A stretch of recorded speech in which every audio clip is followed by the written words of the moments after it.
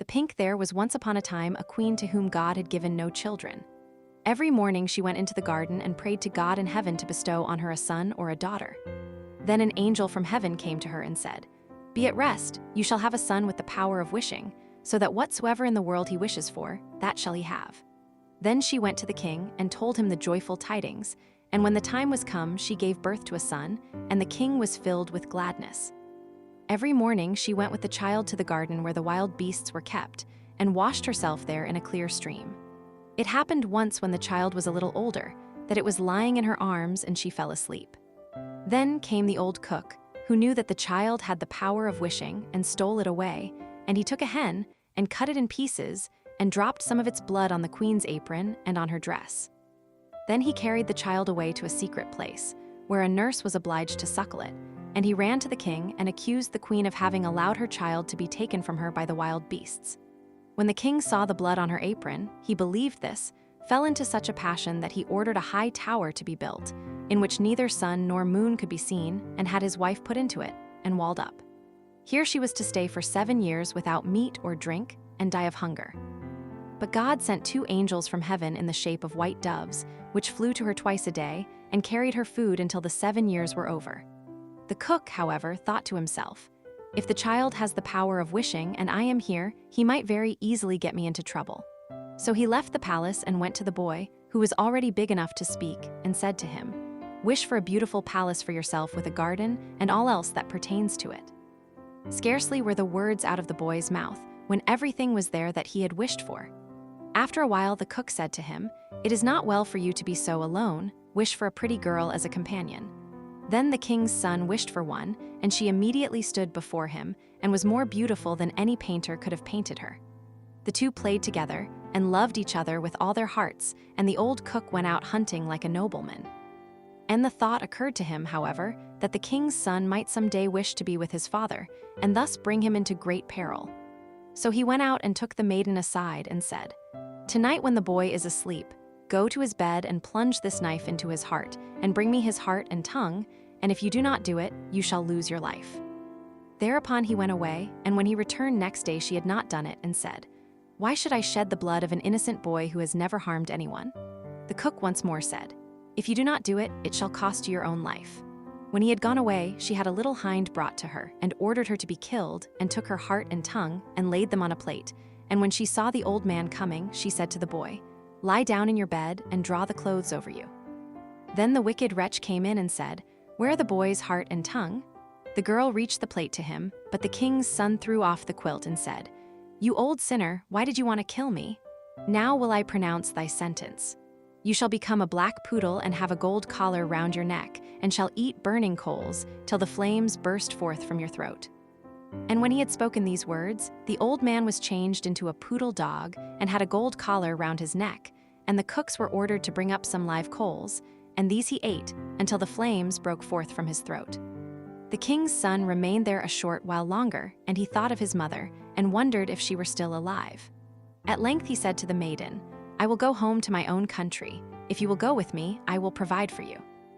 "Ah," she replied, "the way is so long, and what shall I do in a strange land where I am unknown?" As she did not seem quite willing, and as they could not be parted from each other, he wished that she might be changed into a beautiful pink, and took her with him. Then he went away to his own country, and the poodle had to run after him. He went to the tower in which his mother was confined, and as it was so high, he wished for a ladder which would reach up to the very top. Then he mounted up and looked inside and cried, "Beloved mother, Lady Queen, are you still alive, or are you dead?"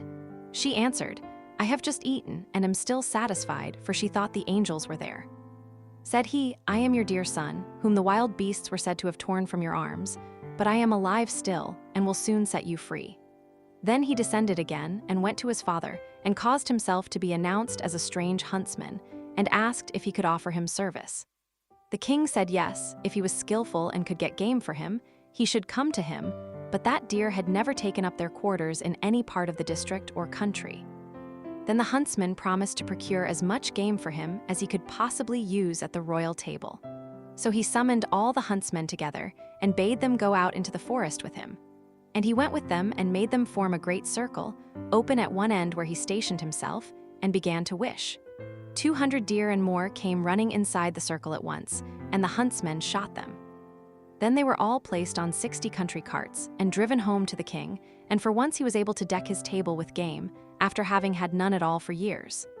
Now the king felt great joy at this, and commanded that his entire household should eat with him next day, and made a great feast. When they were all assembled together, he said to the huntsman, "As you are so clever, you shall sit by me."